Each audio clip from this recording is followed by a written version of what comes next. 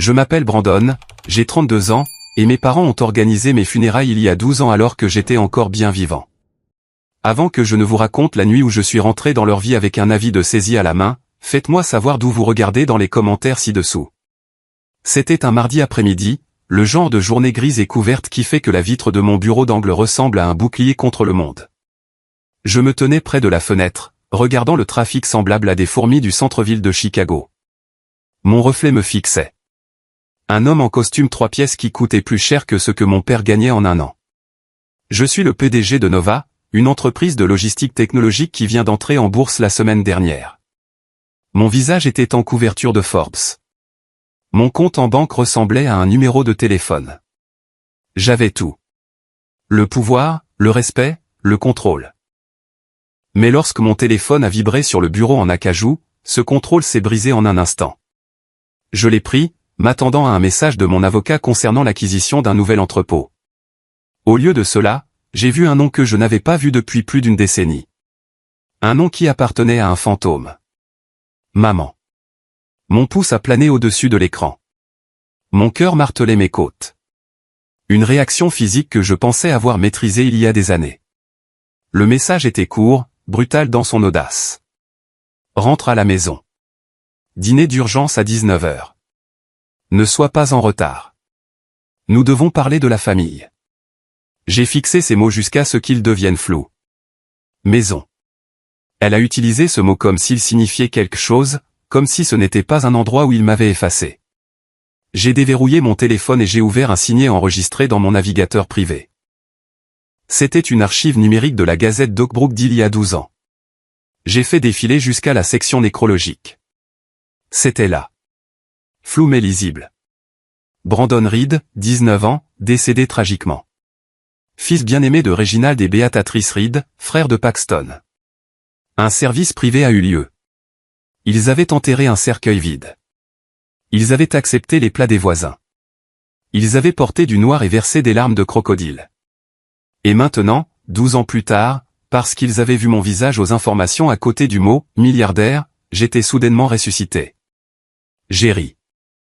Ce n'était pas un rire joyeux. Il était sec, froid et tranchant. J'ai appuyé sur le bouton de l'interphone sur mon bureau. « Sarah, mettez-moi Donovan en ligne. » Immédiatement. Donovan n'était pas seulement mon avocat d'entreprise. C'était la seule personne qui connaissait la vérité. Il est entré dans mon bureau 2 minutes plus tard, tenant une tablette, l'air aussi calme qu'un chirurgien avant une opération. Ils ont pris contact, a demandé Donovan, sans même avoir besoin de regarder mon téléphone. Elle a envoyé un texto, ai-je dit, me retournant vers la fenêtre. Un dîner d'urgence ce soir. Le timing est prévisible, a dit Donovan en tapotant sur son écran. L'entreprise de construction de Reginald vient de faire défaut sur son 3e prêt. La banque s'apprête à saisir leurs actifs. Et Paxton, eh bien, votre frère a été occupé. À quel point occupé? Dette de jeu. De grosses dettes. Il doit de l'argent à des gens qui n'envoient pas de lettres. Ils envoient des rotules brisées. Il se noie, Brandon. Ils ne vous appellent pas parce que vous leur manquez. Ils vous appellent parce que vous êtes une bouée de sauvetage faite d'argent. J'ai serré la mâchoire si fort que mes dents m'ont fait mal. Je me suis souvenu de la dernière fois où j'avais vu Paxton. Il avait 16 ans, pleurant sur le siège passager de la berline de notre père, sentant la vodka bon marché et la peur. C'était l'enfant prodige, celui qui ne pouvait rien faire de mal. J'étais juste la pièce de rechange, le bouc émissaire. Avons-nous le dossier prêt? Ai-je demandé. Donovan a hoché la tête. Projet Phoenix. J'ai acquis l'hypothèque de leur maison ce matin auprès de la banque. J'ai aussi racheté le privilège sur l'entreprise de Reginald. Techniquement, vous possédez tout. Le toit au-dessus de leur tête, les voitures dans leur allée, et les chemises sur leur dos. Et l'avis de saisie? Rédigé, notarié, prêt à être signifié. Donovan a fait une pause, me regardant avec une rare expression d'inquiétude. Êtes-vous sûr de vouloir faire ça vous-même? Je peux envoyer un huissier. Vous n'avez pas à mettre les pieds dans cette maison. Je me suis retourné. J'ai de nouveau aperçu mon reflet. Je n'étais plus le garçon effrayé de 19 ans. Je n'étais pas la victime. Non, ai-je dit en boutonnant ma veste. Ils ont invité Brandon Reed à dîner. Ce serait impoli de ne pas se présenter. Faites amener la voiture. La fantôme. La fantôme? Donovan a haussé un sourcil. Subtil. Je ne vise pas la subtilité, Donovan. Je vise l'impact. J'ai attrapé l'épaisse enveloppe Kraft de la main de Donovan. Elle semblait lourde. À l'intérieur se trouvaient les papiers de saisie, les défauts de prêt et l'acte de décès de mon ancienne vie. En me dirigeant vers l'ascenseur, mon esprit a dérivé. Pas vers la salle de conseil, la bourse ou les négociations salariales que je menais quotidiennement, mais vers le froid mordant de cette nuit il y a 12 ans. J'avais besoin de me souvenir. J'avais besoin de la colère. C'était le carburant qui m'avait poussé à construire un empire. Et ce soir, ce serait le carburant qui brûlerait le leur jusqu'aux fondations. Sarah, ai-je dit en passant devant le bureau de mon assistante, annulez mes réunions de demain. Je pourrais être occupé à organiser des funérailles. Elle a eu l'air choquée. Des funérailles, monsieur? Qui est décédé? Personne pour l'instant, ai-je dit en entrant dans l'ascenseur. Mais un héritage est sur le point de l'être. La descente vers le garage a été silencieuse. J'étais assis à l'arrière de la Rolls-Royce, le cuir doux et sentant le succès. Pendant que le chauffeur naviguait dans les rues de la ville, se dirigeant vers la banlieue d'Oakbrook, j'ai fermé les yeux. Le message de ma mère brillait toujours sur l'écran de mon téléphone. Ne sois pas en retard. J'ai regardé ma montre. C'était une Patek Philippe qui valait plus que le fonds d'études qu'il m'avait volé. Ne t'inquiète pas, maman, ai-je chuchoté à la voiture vide. Je ne manquerais ça pour rien au monde. Ce soir n'était pas juste un dîner. C'était une exécution. Et j'étais à la fois le juge et le bourreau. La Rolls-Royce glissait sur l'autoroute, la suspension absorbant chaque bosse, m'isolant de la réalité de la route, mais elle ne pouvait pas m'isoler du souvenir. Alors que la ligne d'horizon de la ville s'estompait derrière moi et que les arbres familiers et suffocants d'Oakbrook apparaissaient, le flashback m'a frappé comme un coup physique. Il y a 12 ans, la veille de Noël. Ce n'était pas une nuit silencieuse. C'était des cris. J'avais 19 ans. Je venais de rentrer de mon service à la station-service. J'économisais. Chaque dollar allait dans une boîte à chaussures sous mon lit parce que mes parents avaient été clairs. Le fonds d'études était pour Paxton. Paxton, qui avait 16 ans et échoué en algèbre. Paxton, qui avait le charme d'un politicien et la boussole morale d'un requin. J'étais la déception parce que je voulais coder des logiciels au lieu de jouer au football. Je suis entré dans la maison en secouant la neige de mes bottes et je me suis figé. Le salon était en plein chaos. Ma mère, Béatatrice, faisait les 100 pas, les mains dans les cheveux. Mon père, Reginald, était au téléphone, sa voix un grognement bas et terrifiant. Et il y avait Paxton, assis sur le canapé, sanglotant, le visage pâle, sentant la distillerie. Qu'est-ce qui s'est passé, ai-je demandé. Maman m'a regardé, les yeux hagards. Il a pris la voiture, la berline. Et alors, ai-je haussé les épaules. Il a son permis. Papa va juste lui crier dessus. Il a heurté quelque chose, Brandon. Papa a raccroché le téléphone et s'est tourné vers moi. Son visage était rouge, les veines saillantes sur son cou. Il n'a pas juste heurté une boîte aux lettres. Il a heurté une vitrine de magasin. Il y avait quelqu'un à l'intérieur. Il ne bouge pas, mon estomac s'est noué. Vous avez appelé la police, n'est-ce pas? Vous avez appelé le 911. Non, a hurlé maman. On ne peut pas. Paxton a un entretien pour une bourse la semaine prochaine. S'il est arrêté pour conduite en état d'ivresse, s'il est accusé d'un crime, sa vie est finie. Le scandale nous ruinerait. L'entreprise de ton père repose sur la réputation. J'ai regardé Paxton. Il ne voulait pas croiser mon regard. Je ne voulais pas, a-t-il balbutié. La route était verglacée. Il était ivre, ai-je dit, ma voix s'élevant. Il est ivre en ce moment. Vous devez appeler les flics. Reginald s'est approché de moi. C'était un homme grand, imposant. Il m'a attrapé par les épaules. Nous n'appelons pas la police pour ton frère. Nous allons régler ça. Comment, ai-je demandé en tremblant. C'est toi qui conduisais, a dit Reginald. Le monde s'est arrêté. Quoi? C'est toi qui conduisais, a répété Réginald, sa prise se resserrant. Tu prends le blâme. Tu dis que tu as dérapé sur la glace. Tu as 19 ans. Tu es un adulte. Tu auras une mise à l'épreuve. Peut-être un permis suspendu. Mais Paxton est mineur. Ils le jugeront comme un adulte à cause de l'alcool. Ça le détruira. Vous êtes fou? J'ai repoussé ses mains. Je ne vais pas aller en prison pour lui. C'est lui qui l'a fait. Il doit apprendre. C'est ton frère, a crié maman en m'attrapant le bras. Tu dois le protéger. Tu es le plus âgé. C'est ton devoir. Non. J'ai reculé. Je ne le ferai pas, le visage de Réginald est devenu froid. D'un froid mortel et silencieux. Si tu ne fais pas ça, Brandon, tu n'as pas de famille. Tu sors par cette porte et tu es mort pour nous. Vous bluffez, ai-je dit, les larmes me piquant les yeux. Et c'est pour voir, a ricané Réginald. Je signalerai la voiture comme volée. Je dirai que tu l'as prise. Je leur dirai que c'est toi qui buvais. Qui vont-ils croire? L'homme d'affaires et sa femme ou le gamin qui travaille dans une station-service et refuse d'aller en école de commerce? Je les ai regardés, vraiment regardés. J'ai vu la peur dans les yeux de Paxton, mais j'ai aussi vu le droit. Il savait qu'il le sauverait.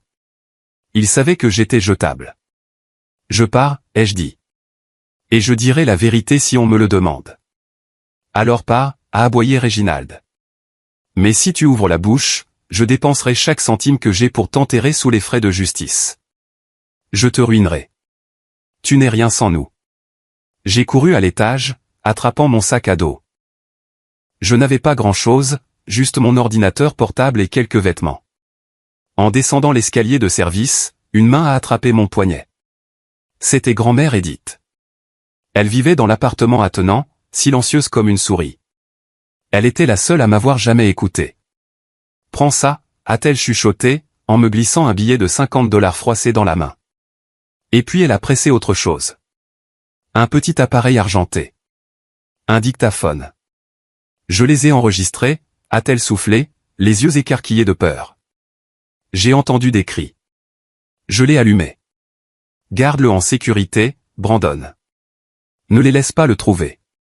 Grand-mère, viens avec moi, ai-je supplié. Je ne peux pas. Je suis trop vieille.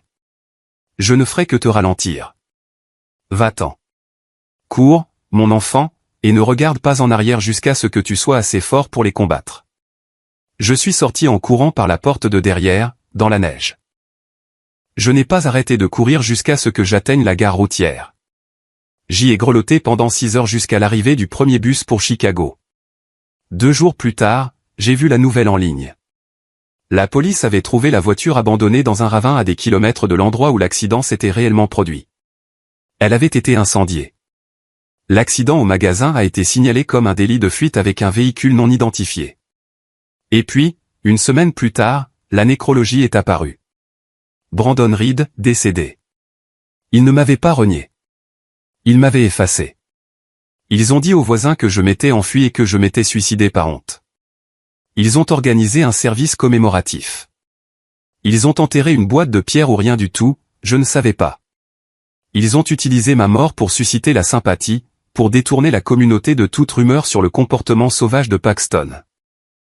J'étais un fantôme assis à l'arrière de la Rolls-Royce. Maintenant, 12 ans plus tard, j'ai touché la poche intérieure de ma veste de costume. Le dictaphone était là. J'avais numérisé l'audio il y a des années, l'avais sauvegardé sur une douzaine de serveurs cloud, mais j'avais gardé l'original. C'était mon arme. Grand-mère Edith avait raison. Je n'avais pas regardé en arrière. J'avais eu faim. J'avais cumulé 3 emplois. J'avais appris à coder par moi-même à la bibliothèque publique. J'ai créé ma première application, puis ma deuxième. Puis j'ai fondé Nova. Je suis devenu milliardaire, non par cupidité, mais par un besoin désespéré d'être si puissant que Réginald Reed ne pourrait plus jamais me toucher. La voiture a ralenti. Nous sortions de l'autoroute. Le panneau indiquait « Oak Brook ».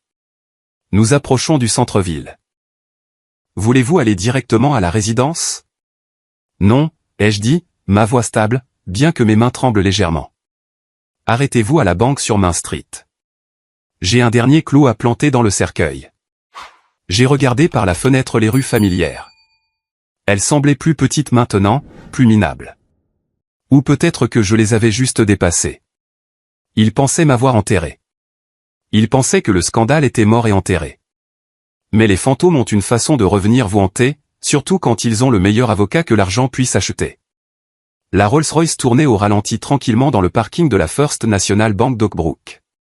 Elle ressemblait à un vaisseau spatial qui aurait atterri dans un champ de maïs, élégante, noire et complètement déplacée parmi les pick-up rouillés et les berlines familiales. Donovan m'attendait à l'intérieur de la banque.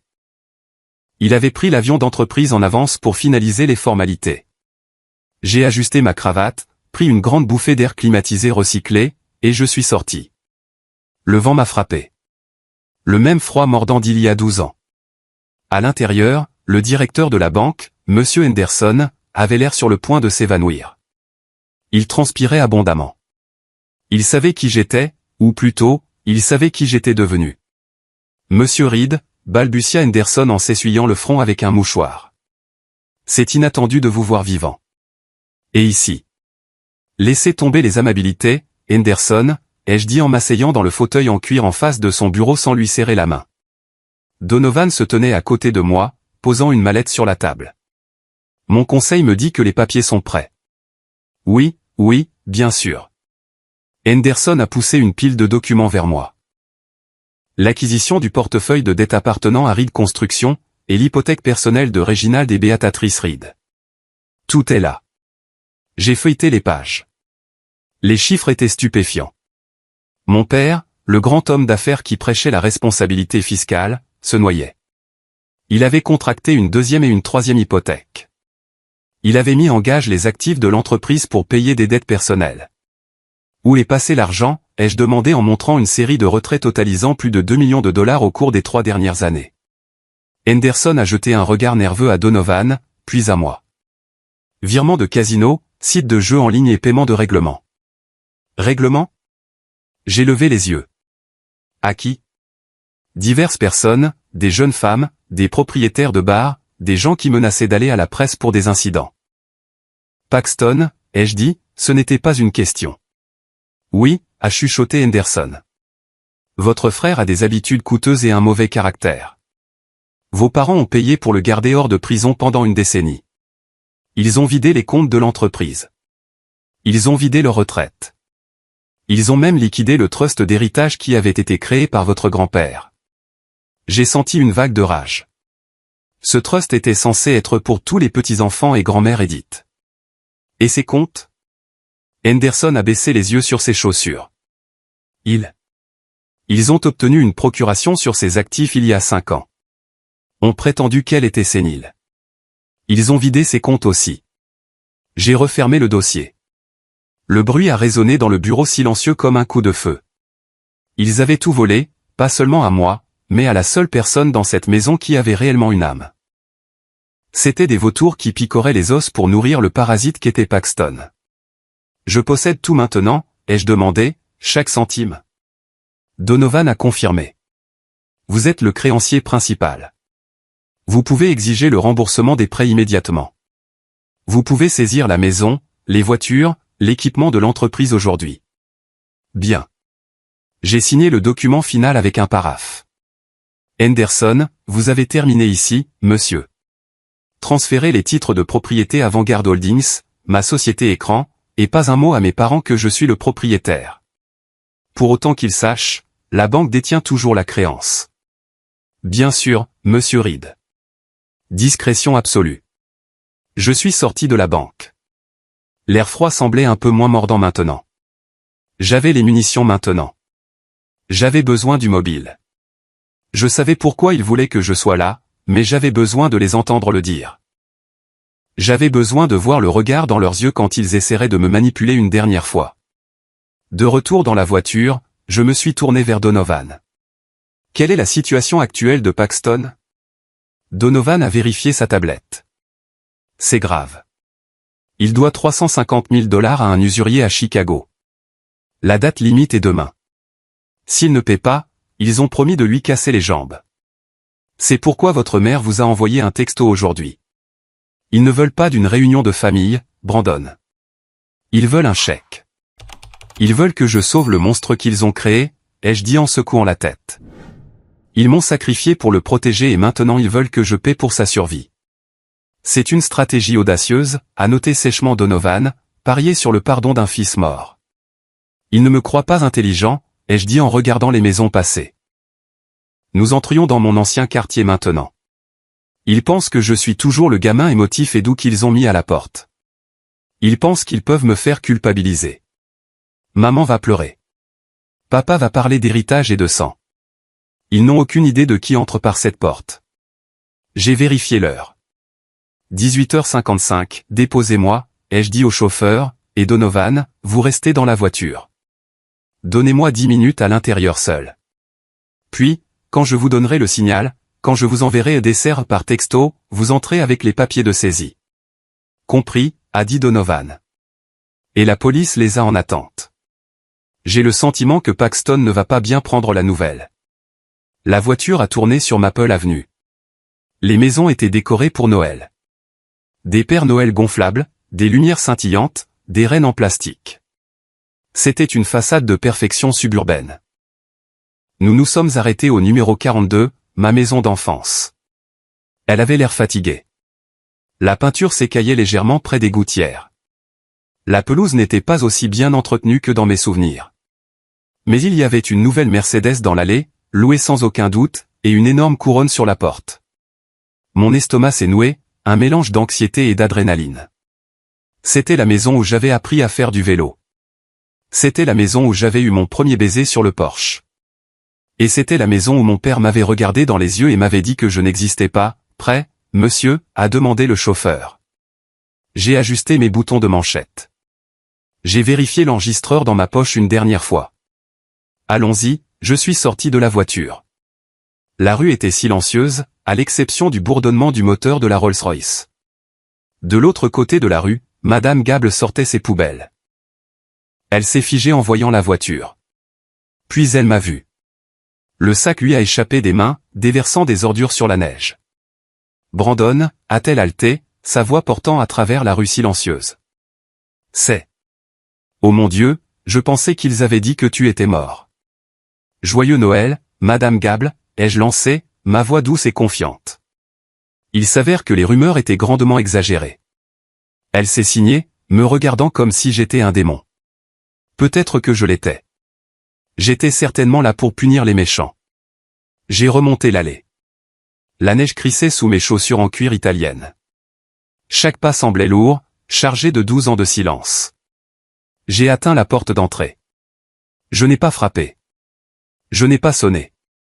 J'ai tourné la poignée. Elle n'était pas verrouillée. J'ai pris une profonde inspiration, j'ai poussé la porte et je suis entré dans la fosse aux lions. L'odeur m'a frappé en premier. Peau pourrie et dinde rôtie. C'était l'odeur d'un mensonge. Ça sentait comme tous les joyeux Noël que nous avions fait semblant d'avoir. Avant que les cris ne commencent. Je suis entré dans le hall. La maison était calme. Béatatrice, c'est la livraison de nourriture? La voix de mon père a retenti du salon. Elle n'avait pas changé. Elle avait toujours ce ton rude et autoritaire qui me faisait sursauter. Je n'ai pas répondu. Je suis simplement entré dans le salon. Ils étaient tous là. Réginald était assis dans son fauteuil, tenant un verre de scotch. Il avait l'air plus vieux, les cheveux plus fins, le visage bouffi par le stress et l'alcool. Béatatrice arrangeait des serviettes sur la table basse. Elle portait une robe trop serrée et trop scintillante, essayant désespérément de s'accrocher à une jeunesse qui avait fui depuis longtemps. Et Paxton, il se tenait près de la cheminée. Il avait l'air affreux, maigre, pâle, avec des cernes sous les yeux qu'aucune crème hydratante coûteuse ne pouvait cacher. Il était nerveux, sa jambe rebondissant nerveusement. Réginald a levé les yeux. Le verre lui a glissé des doigts. Il a heurté le tapis avec un bruit sourd, renversant du liquide ambré partout. « Bonjour, père », ai-je dit. Silence. Un silence absolu et suffocant. On pouvait entendre l'horloge tic-taquer sur la cheminée. Brandon, a murmuré maman. Elle a laissé tomber les serviettes. Ses mains ont volé à sa bouche. Pendant une seconde, j'ai vu un véritable choc. Puis le masque s'est mis en place. L'actrice est entrée en scène. Oh mon Dieu, Brandon. Elle s'est précipitée vers moi, les bras grands ouverts, les larmes lui montant instantanément aux yeux. Mon bébé, tu es à la maison. Regarde, Reginald, notre garçon est à la maison. Elle a essayé de me serrer dans ses bras. Je n'ai pas bougé. Je n'ai pas ouvert les bras. Je suis resté là comme une statue. Elle s'est heurtée à ma raideur et a reculé, confuse. Ne fais pas ça, ai-je dit doucement. Ne fais pas semblant. Semblant? Elle a cligné des yeux, l'air blessé. Tu nous as tellement manqué. Nous avons prié pour ce jour. Vous avez organisé mes funérailles, maman, ai-je dit en balayant la pièce du regard. J'ai vu la nécrologie. Avez-vous pleuré? Avez-vous choisi un beau cercueil? Nous devions le faire. Reginald s'est levé, retrouvant son sang-froid. Il n'avait pas l'air heureux. Il avait l'air calculateur. Il évaluait mon costume, ma montre, la façon dont je me tenais. Il sentait l'argent. Tu as disparu. Nous pensions que tu étais mort. Nous devions faire notre deuil. Deuil, ai-je répété. C'est comme ça que vous appelez ça? Où étaient ceux de la gestion de crise? Tu es en retard, a dit Reginald, ignorant ma question. Il a montré l'horloge. Nous avions dit 19 heures. Il est 19h10. J'ai ri. J'ai vraiment ri. 12 ans, papa. Et c'est ce que tu dis. Que je suis en retard. Tu penses que parce que tu as de l'argent maintenant, tu peux manquer de respect à cette maison. Reginald s'est avancé, essayant de m'intimider. Mais je n'avais plus 19 ans. J'avais 3 pouces de plus que lui maintenant, et je m'entraînais tous les jours. Je n'ai pas bronché. Je l'ai regardé de haut. Il s'est arrêté, réalisant que la dynamique du pouvoir avait changé. Et, frérot, a pris la parole Paxton, sa voix se brisant. Il a forcé un sourire qui ressemblait à une grimace. Ça fait longtemps. Tu as l'air en forme. Riche, Paxton. J'ai hoché la tête vers lui. Tu as l'air d'une épave. Son sourire a vacillé. Ouais, eh bien, ça a été une année difficile. J'ai entendu, ai-je dit. Une année coûteuse aussi. Les yeux de Paxton ont filé vers nos parents. Il avait l'air terrifié. Puis j'ai entendu un son qui a brisé mon armure. Le grincement d'un fauteuil roulant. Je me suis retourné. Sortant du couloir se trouvait grand-mère Edith. Elle avait l'air minuscule, frêle. Ses cheveux étaient blancs comme neige, et elle était enveloppée dans un châle tricoté qui avait connu des jours meilleurs. Mais ses yeux étaient vifs. Brandon, a-t-elle croassé. Mon sang-froid s'est fissuré. Je me suis approché d'elle et je me suis agenouillé. Salut, grand-mère. Elle a tendu une main tremblante et a touché mon visage. Ses doigts étaient froids. Je leur ai dit, a-t-elle chuchoté assez fort pour que tout le monde entende. Je leur ai dit que tu n'étais pas mort. Ils ont dit que j'étais folle. Ils ont dit que j'étais sénile. Ils m'ont empêché d'utiliser le téléphone. J'ai embrassé sa main. Je sais. Je suis désolé que ça ait pris autant de temps. L'as-tu gardé? A-t-elle chuchoté en se penchant près de moi. Juste ici. J'ai tapoté la poche de ma poitrine. Elle a souri, une lueur malicieuse revenant dans ses yeux. Bon garçon. Très bien, ça suffit. Béatrice a tapé dans ses mains, sa voix stridente. Mangeons. C'est la veille de Noël. Soyons une famille. Nous avons tellement de choses à nous raconter. Brandon, assieds-toi. Assieds-toi en bout de table. Je me suis levé et j'ai aidé grand-mère à se diriger vers la salle à manger. Je ne m'assois pas en bout de table, maman. C'est pour le maître de maison. C'est toi maintenant, n'est-ce pas? A marmonné Paxton, lorgnant à nouveau ma montre. Nous sommes entrés dans la salle à manger. La table était dressée avec la belle porcelaine, celle que nous n'avions jamais le droit de toucher quand nous étions enfants. Il y avait une dinde, de la purée de pommes de terre et un énorme plateau de cocktail de crevettes. J'ai fixé les crevettes. Vous avez oublié, ai-je dit. Oublié quoi? A demandé maman, versant du vin avec une main tremblante. Je suis allergique aux crustacés, maman. Depuis que j'ai 6 ans. Ma gorge se ferme. Elle s'est figée. Oh. Oh, quel idiote. C'est juste avec toute cette excitation. Ne les mange pas, prends de la dinde. C'était un petit détail, mais il disait tout. Ils ne me connaissaient pas. Ils ne se souciaient pas de me connaître.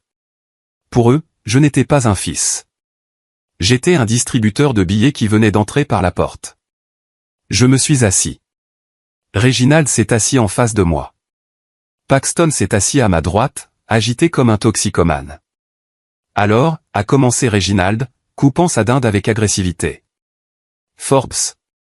C'est une belle réussite. La logistique, n'est-ce pas? La logistique technologique, ai-je corrigé? La gestion de la chaîne d'approvisionnement pilotée par l'IA, c'est ça? Les ordinateurs, a-t-il agité une fourchette avec dédain. Nous sommes fiers de toi, fils. Vraiment. Nous avons toujours su que tu avais du potentiel. C'est pourquoi nous étions si durs avec toi, pour te pousser. J'ai serré ma fourchette. C'est ce que c'était? Me pousser? Je pensais que c'était me rabaisser. C'est de l'eau qui a coulé sous les ponts, a chanté maman, souriant si fort que ça semblait douloureux. La famille, c'est la famille.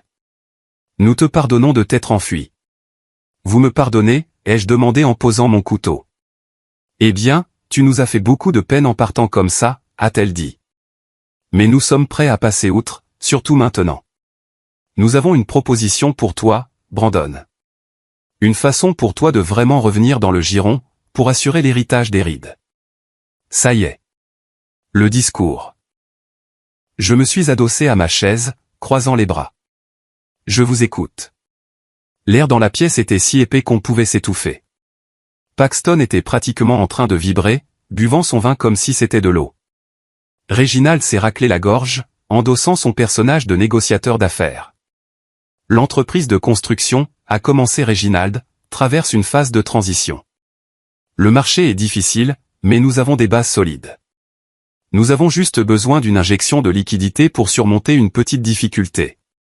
Quelle petite difficulté, ai-je demandé, gardant mon visage impassible. 5 millions, a dit Réginald. Il a essayé de paraître désinvolte, mais sa voix s'est légèrement cassée sur le chiffre. Un investissement. Nous te donnerions des actions, bien sûr. 10% de l'entreprise. Et pour Paxton? J'ai regardé mon frère.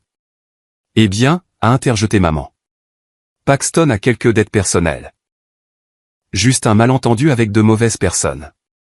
Environ 350 000 $. Si nous réglons ça, il pourra se concentrer sur son rôle de vice-président de l'entreprise. Alors, ai-je résumé. Vous voulez que je vous donne 5,3 millions de $ en échange de quoi? Une part d'une entreprise en faillite et le plaisir de votre compagnie. Il s'agit de la famille, a crié maman, les larmes apparaissant à nouveau sur commande. Il s'agit d'aider ton frère. Nous sommes en danger, Brandon. Ces hommes. Ils feront du mal à Paxton. Pourquoi devrais-je m'en soucier, ai-je demandé calmement. La table est devenue silencieuse. Excuse-moi. Paxton a claqué son verre. Je suis ton frère. Tu es le gars qui m'a laissé prendre le blâme pour ta conduite en état d'ivresse, ai-je dit. Tu es le gars qui m'a regardé me faire mettre à la porte dans la neige et n'a pas dit un mot. C'était il y a longtemps, a crié Réginald. Arrête de vivre dans le passé. Nous t'offrons une chance de faire à nouveau partie de cette famille. D'être un Reed. Un Reed, ai-je ironisé. Vous parlez du nom Reed comme si c'était de la royauté, mais regardons la réalité. Tu es fauché, papa. La banque possède cette maison. Tu as volé l'argent de la retraite de grand-mère et toi, ai-je pointé Paxton, tu es un criminel. Comment oses-tu? Béatatrice s'est levée. Après tout ce que nous avons fait pour toi. Qu'avez-vous fait pour moi? Je me suis levé aussi, ma voix s'élevant. Vous m'avez effacé. Vous avez organisé des funérailles. Savez-vous ce que ça fait de voir sa propre nécrologie? De savoir que vos parents préféreraient avoir un fils mort plutôt qu'un fils désobéissant? Nous l'avons fait pour protéger la famille, a rugi Réginald en frappant du poing sur la table. Paxton avait un avenir. Nous ne pouvions pas laisser une erreur ruiner sa vie. Tu dérivais de toute façon. Nous avons pris une décision de commandement. Une décision de commandement, ai-je répété. Pour commettre une fraude, déposer un faux rapport de police, mentir à tout le monde. Personne ne sait, a sifflé maman. Et personne ne le saura jamais. C'est fini. Vraiment? J'ai plongé la main dans ma poche et j'ai sorti le dictaphone. Il était vieux, en plastique argenté rayé. Le visage de Béatatrice est devenu blanc. Réginald s'est figé. Grand-mère Edith a laissé échapper un doux bourdonnement satisfait. Qu'est-ce que c'est, a chuchoté Paxton. Ça, ai-je dit, c'est la veille de Noël il y a 12 ans. J'ai appuyé sur lecture. L'audio était faible mais clair. La voix de Réginald. Si tu ne fais pas ça, Brandon, tu n'as pas de famille. Tu sors par cette porte et tu es mort pour nous. La voix de maman. C'est ton frère. Tu dois le protéger. La voix de Paxton, sanglotant. Je ne voulais pas le heurter. J'étais ivre. La voix de Réginald. Nous signalons la voiture comme volée. Nous mettons ça sur le dos de Brandon. J'ai cliqué sur arrêt. Le silence était assourdissant. Paxton avait l'air sur le point de vomir. Béatatrice s'est affalée sur sa chaise. Tu nous as enregistrés, a chuchoté Réginald. C'est grand-mère qui l'a fait, ai-je dit. Elle me l'a donné avant que je parte. Cette sorcière, a grogné Réginald en se tournant vers sa propre mère. Je savais que nous aurions dû te mettre dans une maison de retraite. Ne lui parle pas comme ça, ai-je crié. Ma voix a résonné contre les murs. Tu es fini, Réginald. Tu es fini. Tu ne peux pas utiliser ça, a balbutié Réginald, la sueur coulant sur son visage. C'est illégal. Prescription. En fait, ai-je souri. Obstruction à la justice concernant un délit de fuite criminelle impliquant des lésions corporelles. La police est très intéressée à rouvrir cette affaire, surtout depuis que j'ai retrouvé la personne que Paxton a heurtée. Monsieur Henderson à la banque m'a parlé des règlements. J'ai retrouvé la famille de la victime. Ils attendent la justice. Tu as parlé à la police? A halté maman. Ils sont en route, ai-je dit. Mais ce n'est pas tout. J'ai sorti mon téléphone et j'ai envoyé un texto à Donovan. Dessert. Je ne suis pas venu ici pour vous donner de l'argent, ai-je dit en faisant le tour de la table. Je suis venu ici pour équilibrer les comptes. La porte d'entrée s'est ouverte. Donovan est entré, flanqué de 2 grands hommes en costume, de la sécurité privée, et de 2 policiers en uniforme. Qu'est-ce que c'est, a crié Réginald. Sortez de ma maison. Ce n'est pas votre maison, ai-je dit. Donovan m'a tendu les papiers. Je les ai jetés sur la dinde. Ils ont atterri avec un bruit lourd. Avis de saisie, ai-je annoncé. J'ai racheté la dette, papa. Je possède l'hypothèque. Je possède les prêts de l'entreprise. Et comme vous êtes en défaut sur tous, j'exerce mon droit de saisir les actifs. Tu as racheté notre dette, tremblait Béatatrice. Chaque centime. Vous me devez 18 millions de dollars. Et comme vous ne pouvez pas payer, j'ai regardé autour de la pièce, je prends la maison. Tu ne peux pas faire ça, a crié Paxton en se levant d'un bond. Nous sommes une famille. C'est le moment qui change tout, ai-je dit, le regardant droit dans les yeux. Le moment où j'ai finalement repris le contrôle de ma vie. Si vous appréciez l'histoire, veuillez cliquer sur le bouton j'aime et commenter le partie ainsi dessous. Cela aide plus de gens à voir la vérité. Merci d'avoir écouté. Vous avez 30 minutes pour quitter les lieux, leur ai-je dit. Prenez vos effets personnels. Laissez les meubles. Laissez les objets de valeur. Ceux-ci appartiennent maintenant à la banque, ce qui signifie qu'ils m'appartiennent. C'est de la folie. Réginald s'est jeté sur moi. Les gardes de sécurité sont intervenus instantanément, le bloquant. L'un des policiers s'est avancé vers Paxton. Paxton Reed, a demandé l'officier, nous avons un mandat d'arrêt contre vous concernant une enquête en cours pour délit de fuite et de nouvelles accusations de fraude. Paxton a essayé de s'enfuir par la porte arrière. L'officier l'a plaqué. La table a tremblé. Les verres à vin se sont brisés. Le chaos a éclaté. Le son de Paxton criant en se faisant menotter était un son que je n'oublierai jamais. Ce n'était pas un son joyeux, mais il semblait juste, comme une équation mathématique qui s'équilibre enfin. Maman, papa, faites quelque chose, a gémi Paxton alors qu'on l'emmenait. Béatatrice sanglotait par terre, s'accrochant à la nappe, entraînant la dinde rôtie avec elle dans un fracas graisseux. Mon bébé, pas mon bébé. Réginald se tenait là, fixant les papiers de saisie tachés de sauce. Il avait l'air brisé. L'arrogance avait disparu, remplacée par la prise de conscience terrifiée d'un homme qui avait perdu son royaume. Brandon, a-t-il roqué. S'il te plaît, nous pouvons arranger ça. Je peux diriger l'entreprise pour toi. Je connais les clients. L'entreprise est en cours de dissolution, papa, ai-je dit froidement. Je vends les actifs pour payer les créanciers, y compris ceux que Paxton doit. J'efface l'ardoise. Où irons-nous, a-t-il demandé, sa voix tremblante. Nous n'avons nulle part où aller. J'ai entendu dire que la Floride est agréable à cette période de l'année, ai-je dit. Ou peut-être un motel. Vous avez réussi à enterrer un fils. Je suis sûr que vous pouvez trouver comment louer un appartement. Je lui ai tourné le dos. Je me suis approché de grand-mère Edith.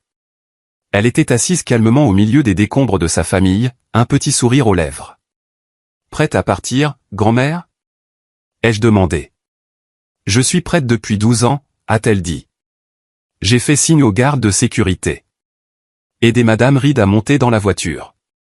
La Rolls-Royce. Tu l'emmènes? Maman a levé les yeux, le mascara coulant sur son visage. C'est ma mère et vous lui avez volé son argent, ai-je dit. Donovan déposera des accusations pour abus de personnes âgées et vol financier demain. Vous aurez de ses nouvelles. N'essayez pas de quitter l'État. Les gardes ont emmené grand-mère en fauteuil roulant. Je les ai suivis. Je me suis arrêté à la porte. J'ai regardé en arrière, vers la maison. Les lumières de Noël scintillaient toujours.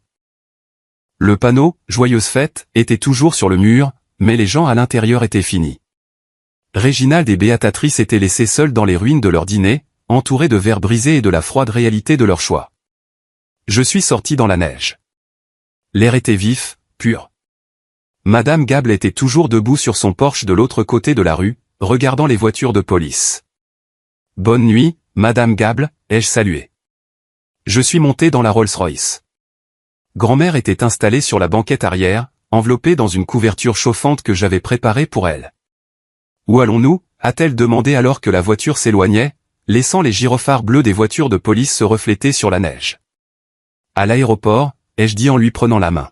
« Nous allons dans la Napa Valley. J'y ai un vignoble. Il fait chaud et le vin est meilleur que celui que papa servait. » Elle a serré ma main. « Je suis fier de toi, Brandon. Pas à cause de l'argent, mais parce que tu es revenu pour moi. » J'ai regardé par la fenêtre alors que ma maison d'enfance disparaissait dans le rétroviseur. Je ne me sentais pas triste. Je ne me sentais pas coupable. Je me sentais libre. Ils ont essayé de m'effacer, ai-je chuchoté. Je leur ai juste rendu l'appareil. 6 mois. C'est exactement le temps qu'il a fallu pour démanteler un mensonge qui avait couvé pendant plus d'une décennie. Je me tenais sur le balcon de mon domaine dans la Napa Valley. Le soleil du matin transformait les vignobles vallonnés en une mer d'or. L'air ici était différent d'Oakbrook. Il ne sentait pas la neige et les secrets. Il sentait la terre, les raisins et la liberté. Mais aujourd'hui, mon esprit était de retour dans cette banlieue glaciale de Chicago, regardant un flux en direct sur ma tablette. Sur l'écran, un bulldozer jaune a rugi pour s'animer. Sa griffe métallique s'est élevée haut dans le ciel gris avant de s'abattre sur le toit du numéro 42, Maple Avenue. La maison n'a pas opposé beaucoup de résistance. Le bois s'est fendu. Les cloisons sèches ont explosé en poussière, et le panneau « Joyeuse fête », qui était resté depuis cette fatidique veille de Noël a été écrasé sous les chenilles de la machine. « Tu le regardes ?» Je me suis retourné. Grand-mère Edith était assise dans son fauteuil roulant, une couverture sur les genoux, tenant une tasse de thé. Elle avait l'air mieux. Ses joues avaient de la couleur pour la première fois depuis des années. Le soleil de Californie lui allait bien. « Ouais », ai-je dit, en inclinant l'écran pour qu'elle puisse voir. « C'est presque fini. »« Bon débarras » a-t-elle marmonné en prenant une gorgée de thé. Cette maison n'a jamais eu de bonne fondation. Trop de pourriture dans les fondations. Elle ne parlait pas de l'architecture. Les suites de ce dîner avaient été rapides et brutales. Mon avocat, Donovan, était un requin qui sentait le sang, et ma famille se vidait de son sang. La saisie a été finalisée en un temps record. Comme je détenais la dette, j'ai accéléré l'expulsion. Mes parents étaient à la rue dans les 48 heures suivant mon départ. Mais prendre leur maison n'était que le début. L'arrestation de Paxton avait déclenché un effet domino. La police a rouvert l'enquête sur le délit de fuite d'il y a 12 ans. Avec l'enregistrement audio du dictaphone et mon témoignage, le procureur de district n'a pas hésité. Ils ont retrouvé le rapport de police original où mon père avait signalé la voiture comme volée. Ils ont fait correspondre la chronologie. Ils ont retrouvé les reçus de l'atelier de carrosserie où la voiture avait été secrètement réparée avant d'être incendiée. Une trace écrite que mon père était assez arrogant pour conserver dans ses dossiers privés. Paxton, fidèle à sa nature, n'a pas tenu 5 minutes en interrogatoire. Il a craqué. Il a pleuré. Il a blâmé tout le monde sauf lui-même. Il a dénoncé nos parents instantanément, détaillant comment ils l'avaient coaché, comment ils avaient payé des témoins, et comment ils avaient orchestré ma mort pour couvrir ses traces. Le cycle des nouvelles a été incessant. La Gazette d'Oakbrook a titré « Le garçon qui a survécu, un milliardaire revient pour exposer le plus sombre secret de sa famille ». Mes parents étaient des parias. Le Country Club a révoqué leur adhésion. Les partenaires commerciaux de Reginald se sont retirés de tous les contrats, invoquant la clause de moralité. Ils étaient socialement et financièrement radioactifs. As-tu entendu parler de la négociation de peine, a demandé grand-mère, en regardant l'écran où le bulldozer aplatissait maintenant le garage. Donovan m'a appelé ce matin, ai-je hoché la tête. Paxton a pris 5 ans dans le pénitencier d'État. Il sera admissible à la libération conditionnelle dans 3 ans s'il se comporte bien, ce qu'il ne fera pas. Papa a été accusé d'obstruction à la justice et de fraude. Il risque 2 ans minimum plus des amendes massives. Et ta mère? Mise à l'épreuve, travaux d'intérêt général, mais elle a tout perdu d'autre, ai-je dit. Ils ont déposé le bilan hier. Le tribunal a saisi le reste de leurs actifs pour payer le dédommagement à la famille de la victime. La victime? C'était la partie de l'histoire que les nouvelles ne connaissaient pas encore. La partie que j'avais gardée privée. Je dois aller en ville, grand-mère, ai-je dit en posant la tablette. J'ai un rendez-vous. Avec lui, a-t-elle demandé doucement. Avec lui. J'ai pris la Rolls-Royce, mais cette fois, j'ai conduit moi-même. Je ne voulais pas de chauffeur. Je devais faire ça seul. J'ai quitté la vallée et je me suis dirigé vers la ville de San Francisco. Ma destination n'était pas une salle de conseil ou une banque. C'était un petit centre de réadaptation modeste en périphérie de la ville. J'ai garé la voiture et je suis entré dans le hall. L'odeur d'antiseptique m'a piqué le nez. J'ai demandé la chambre 304. À l'intérieur, un homme était assis près de la fenêtre, dessinant dans un carnet. Il avait à peu près mon âge, peut-être 1 an de moins. Il était en fauteuil roulant. Il s'appelait Marc. Il y a 12 ans, Marc était un étudiant qui travaillait de nuit dans une supérette. Il sortait les poubelles lorsqu'une berline a dérapé sur la glace, a sauté le trottoir et l'a coincé contre le mur de briques. Le conducteur a fait marche arrière et est parti en trombe, laissant Marc saigner dans la neige avec la colonne vertébrale brisée. Mon frère a fait ça. Mes parents ont couvert l'affaire, et Marc a passé la dernière décennie dans un fauteuil. Ses rêves de devenir architecte brisaient en même temps que ses vertèbres. Monsieur Reed, a dit Marc en entrant. Il n'avait pas l'air en colère. Il avait l'air fatigué, mais ses yeux étaient gentils. Appelez-moi Brandon, s'il vous plaît, ai-je dit en m'asseyant sur le bord du lit. Comment allez-vous? Mieux, a souri Marc. Le chèque de règlement de la saisie des actifs de vos parents a été encaissé. Ça va changer ma vie, Brandon. Je peux me permettre la thérapie physique avancée maintenant. Le traitement par exosquelette robotique en Suisse. Je pourrais peut-être remarcher. Ce n'était pas leur argent, ai-je dit doucement. C'était l'argent qu'ils ont volé à l'entreprise, à ma grand-mère, mais il vous appartient maintenant. Marc a posé son carnet de croquis. Vous savez, quand la police m'a dit ce qui s'était passé, que c'était votre frère qui m'avait heurté et que vos parents vous avaient accusé. J'ai détesté toute votre famille. Je voulais que vous brûliez tous. Je ne vous en veux pas, ai-je dit. Mais ensuite, a continué Marc en me regardant intensément, mon avocat m'a dit quelque chose d'intéressant. Il a dit que depuis 5 ans, un donateur anonyme payait mes factures médicales, payait les frais de scolarité de ma sœur pour qu'elle puisse s'occuper de moi, payait pour cet établissement. J'ai baissé les yeux sur mes mains. Je n'en avais parlé à personne, pas même à Donovan. J'ai commencé à suivre les paiements, a dit Mark. Ils provenaient d'une société écran, Vanguard Holdings. La même société qui vient de racheter la dette de vos parents. Il a tendu la main et a pris la mienne. C'était vous, Brandon. Vous m'avez maintenu en vie pendant 5 ans. J'ai senti une boule dans ma gorge. J'ai appris votre existence quand j'ai commencé à gagner vraiment de l'argent. J'ai engagé un détective privé pour savoir ce qui s'était réellement passé cette nuit-là. Quand j'ai vu ce que Paxton vous avait fait et ce que mes parents avaient laissé faire, je ne pouvais pas rester les bras croisés. C'est moi qui me suis enfui. C'est moi qui ai pu recommencer à zéro. Pas vous. Vous ne vous êtes pas enfui, a dit fermement Mark. Vous avez survécu et vous êtes revenu pour arranger les choses. Ce n'est pas ce que fait un lâche, Brandon. C'est ce que fait un héros. Je ne suis pas un héros, ai-je dit, ma voix épaisse d'émotion. Je voulais juste équilibrer les comptes. Eh bien, a serré la main Mark. Considérez-le comme équilibré. La haine. C'est lourd, Brandon. Je l'ai porté pendant 12 ans. Vous l'avez porté aussi. Laissez-la ici. Sortez de cette pièce et laissez-la ici. Nous avons parlé pendant 1 heure de plus. Pas de l'accident, des procès ou de l'argent. Nous avons parlé d'architecture. Nous avons parlé de codage. Nous avons parlé de l'avenir. En quittant le centre, je me sentais plus léger, physiquement plus léger. Le nœud de rage qui était assis dans ma poitrine depuis mes 19 ans avait disparu. Mon téléphone a vibré alors que je remontais dans la voiture.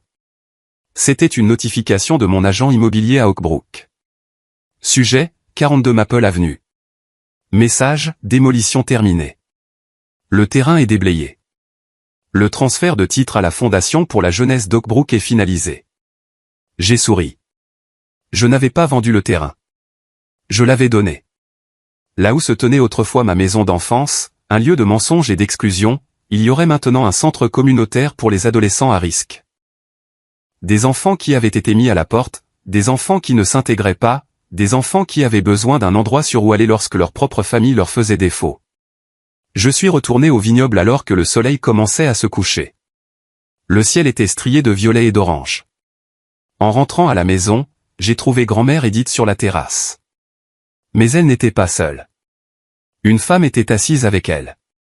Sarah, mon assistante, que j'avais fait venir de Chicago pour aider à gérer la transition. Et Donovan. Il riait. Une bouteille de notre propre pinot noir était ouverte sur la table. Le voilà, a lancé Donovan en levant un verre. L'homme de l'heure, ou devrais-je dire, l'homme de la décennie. Qu'est-ce qu'on fait, ai-je demandé en montant les marches en pierre. La liberté, a dit Donovan. Et l'avenir. Je viens d'avoir le conseil au téléphone.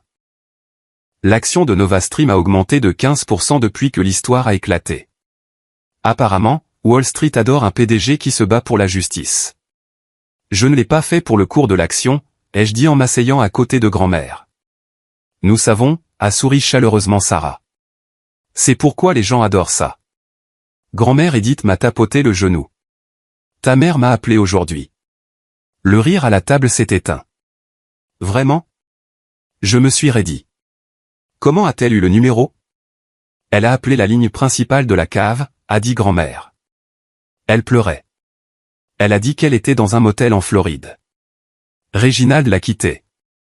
Il lui a reproché d'avoir trop choyé Paxton. Elle voulait savoir si je pouvais lui envoyer de l'argent. Pour le bon vieux temps. Qu'est-ce que tu lui as dit, ai-je demandé, mon cœur se durcissant. Grand-mère a pris une gorgée de vin. Elle a regardé le vignoble, ses yeux clairs et vifs. Je lui ai dit que ma mémoire n'était plus ce qu'elle était, a dit grand-mère avec un sourire malicieux. Je lui ai dit que je me souvenais vaguement d'avoir eu une fille, mais qu'elle était morte il y a 12 ans lorsqu'elle avait choisi un mensonge plutôt que son propre fils. Et puis j'ai raccroché. Je l'ai fixé pendant une seconde, puis j'ai commencé à rire. Un vrai rire. Un rire profond et secouant qui m'a fait monter les larmes aux yeux. Donovan s'est joint à moi. Puis Sarah. Nous sommes restés assis là, sous les étoiles, à rire jusqu'à en avoir mal aux côtes. Les fantômes étaient partis. Les vampires étaient affamés. Le cauchemar était terminé. Pour la première fois de ma vie, je n'étais pas Brandon le bouc émissaire. Je n'étais pas Brandon le fantôme. Je n'étais même pas Brandon le milliardaire. J'étais juste Brandon. Et j'étais à la maison. 3 ans ont passé depuis la démolition de la maison de Maple Avenue. Je me tiens devant un miroir en ajustant ma cravate. Ce n'est pas pour une réunion du conseil d'administration. Ce n'est pas pour une audience au tribunal. C'est pour un mariage. Mon mariage. Sarah, la femme qui a organisé ma vie chaotique pendant 5 ans, qui m'a soutenu lorsque la tempête médiatique était à son comble, qui a traité grand-mère Edith comme sa propre chair et son propre sang, m'attend au bout de l'allée. Grand-mère Edith a 90 ans maintenant. Elle se déplace un peu plus lentement, mais elle a refusé d'utiliser son fauteuil roulant aujourd'hui. Elle a insisté pour m'accompagner jusqu'à l'hôtel. Elle a dit qu'elle avait manqué sa chance de m'accompagner à l'arrêt de bus il y a 12 ans, et qu'elle n'allait pas manquer ça. Je suis sorti sur la pelouse du vignoble. Les rangs de vignes étaient lourds de fruits. L'air était doux. Il y avait environ 50 personnes. Pas une foule immense, juste les personnes qui comptaient. Mon équipe de Nova Stream. Donovan, qui était mon témoin. Marc, qui était là avec sa sœur. Marc était debout, s'appuyant sur une canne grâce à la thérapie par exosquelette, mais debout et fier. Et il y avait quelques-uns des enfants du centre de jeunesse d'Oakbrook, ceux qui m'avaient envoyé des lettres me remerciant de leur avoir donné un endroit où aller. J'ai regardé la foule. Je n'ai vu personne qui partageait mon ADN, à l'exception de grand-mère. Réginald est mort l'année dernière d'une crise cardiaque dans un appartement loué à Tallahassee. J'ai payé pour la crémation, mais je n'ai pas assisté au service. Il n'y avait plus rien à dire. Béatrice est toujours en Floride, travaillant comme hôtesse d'accueil dans un grand magasin. Elle envoie parfois des lettres. Je ne les ouvre pas. J'ai une boîte dans le grenier où elles vont, non ouverte. Peut-être qu'un jour je les lirai. Peut-être pas. Le pardon est un voyage et je n'y suis tout simplement pas encore. Paxton est toujours en prison. Il a écopé de 2 ans supplémentaires à sa peine pour s'être battu. Il m'écrit pour me demander de l'argent pour la cantine. Je lui envoie des livres à la place. Des livres sur l'éthique, la philosophie et le codage. S'il veut survivre, il doit apprendre à construire quelque chose, pas seulement à détruire. J'ai baissé les yeux sur grand-mère et dit alors que nous attendions que la musique commence. « Tu es beau » a-t-elle chuchoté en ajustant mon revers. « Tu es belle, grand-mère » ai-je dit. « Es-tu heureux, Brandon » a-t-elle demandé, ses yeux scrutant les miens. J'ai réfléchi à cette question. Pendant 12 ans, je me suis défini par mon traumatisme. J'étais le garçon qui avait été rejeté. J'étais le garçon qui avait dû mourir pour que son frère puisse vivre. Cette colère était mon moteur. Elle m'a poussé à gagner des milliards. Elle m'a poussé à acheter la Rolls-Royce, à acheter la banque, à racheter leurs dettes. Mais les moteurs finissent par manquer de carburant. La colère brûle salement. Elle laisse de la suie sur votre âme. J'ai réalisé cela au moment où j'ai remis les papiers de saisie. La colère n'a pas disparu. Elle s'est juste dissoute. Elle a laissé un espace vide terrifiant que j'ai dû remplir avec autre chose. Et je l'ai rempli avec ça. Je l'ai rempli avec le vignoble.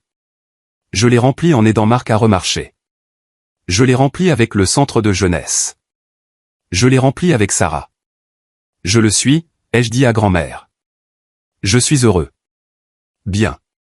Elle m'a tapoté la main. Parce que tu as gagné, et je ne parle pas du procès. Je sais, ai-je dit. La musique a commencé. C'était un quatuor à cordes jouant une version acoustique douce d'une chanson que j'écoutais pendant ce long trajet en bus vers Chicago.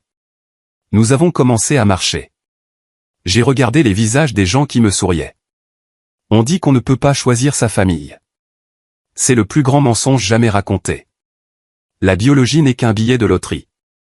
C'est un accident de naissance. La vraie famille, vous la choisissez, vous la méritez, vous la construisez jour après jour par la confiance, par la loyauté et en étant présent quand ça compte. Mes parents ont choisi de m'enterrer. Ils ont choisi un cercueil vide et une fausse nécrologie parce qu'ils aimaient leur réputation plus qu'ils n'aimaient leur fils. Mais ce faisant, ils m'ont fait le plus grand cadeau de tous. Ils m'ont libéré. S'il ne m'avait pas mis à la porte, s'il ne m'avait pas forcé à sortir dans la neige, je serais peut-être resté. Je serais peut-être devenu comme eux, amer, superficiel, piégé dans un tissu de mensonges pour protéger un ego fragile. Je serais peut-être devenu un facilitateur comme ma mère ou un tyran comme mon père. Au lieu de cela, je suis devenu Brandon Reed, l'homme qui a construit un empire à partir de rien.